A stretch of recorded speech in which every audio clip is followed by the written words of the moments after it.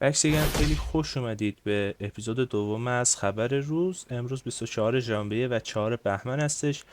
بریم ببینیم امروز چه اخباری توی بازار ارز دیجیتال وجود داره. اول از همه بریم سراغ نقشه بازار که امروز تقریبا کل بازار به جز بی ام بی و چند تا ارز دیگه کلا بازار سبزپوشه. دامیننس بیت کوین به 49.5% رسیده. قیمت بیت کوین هم الان روی 40,250 دلار هست تقریبا. اتریوم هم 2250 دلار تقریبا. شاخص ترس و طمع هم روی عدد 48 قرار داره. دیروز اگه ویدیو رو دیده باشید گفتم که هر موقع به سمت ترس حرکت کردیم پله پله شروع به خریدن بکنید. هر موقع هم که به سمت طمع حرکت کرد موقعشه که بفروشید و اگه دیروز خریده باشید الان یه 4-5% اثبات توی سود است. خب بریم سراغ صد ارز برتر بازار. ارزهایی که طی 24 ساعت گذشته بیشترین رشد قیمتی و بیشترین افت قیمتی رو داشتن. اولین ارزی که بیشترین رشد قیمتی رو داشته طی 24 ساعت گذشته بین 100 ارز بازار ارز سوی بوده با 18.37% و ولوم روزانه 792 میلیون دلار. دومین ارز آکاش نتورک بوده با 16.62% و حجم روزانه تقریبا 6 میلیون دلار. سومین ارز استاکس بوده با 14.68% و حجم روزانه 165 میلیون دلار.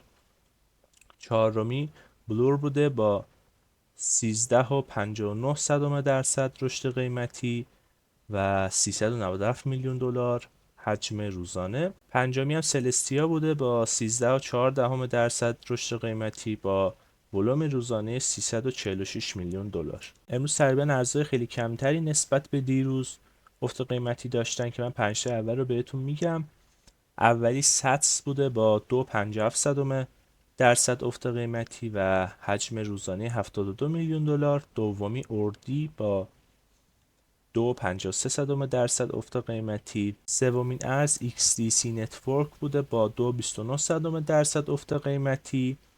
چهارمی سیا کوین بوده با 1.84% و پنجمی کاوا با 1.49% افت قیمتی. بریم سراغ توییتر و صفحه اخبار فوری ارز دیجیتال ببینیم چه اخباری طی 24 ساعت گذشته اومده. خبر اول تداوم فشار کمیسیون بورس ایالات متحده به ریپل برای ارائه سوابق مالیش.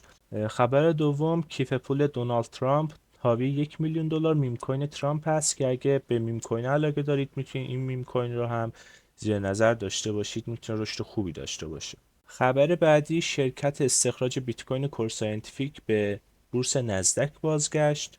3816 عدد اتریوم برای همیشه از گردش خارج شد که دیروز هم گفتیم که این خبر برای اتریوم میتونه منفی باشه. جی پی مورگان پیش بینی میکند که بیت کوین در نیمه دوم سال 2024 ناامید کننده ظاهر شود. که اگر ویدیوی دیروز رو دیده باشید کاربران ریدیت هم گفته بودن که جی پی مورگان عمدن میخواد که قیمت بیت کوین و حالا کل بازار رو پایین تر بیاره و این خبر نمیتونه زیاد مهم باشه. خبر بعدی پروتکل ساکت از بازیابی 2.3 میلیون دلار اتریوم به سرقت رفتش خبر داد.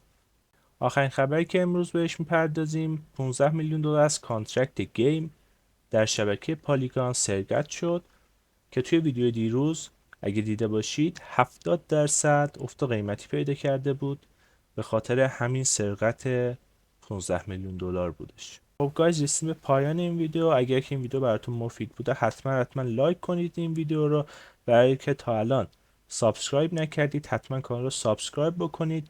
به زودی هم یه دوره 0 تا 100 ترید بازار ارز دیجیتال رو براتون روی یوتیوب آپلود میکنم. تا یه ویدیو دیگه بدرود.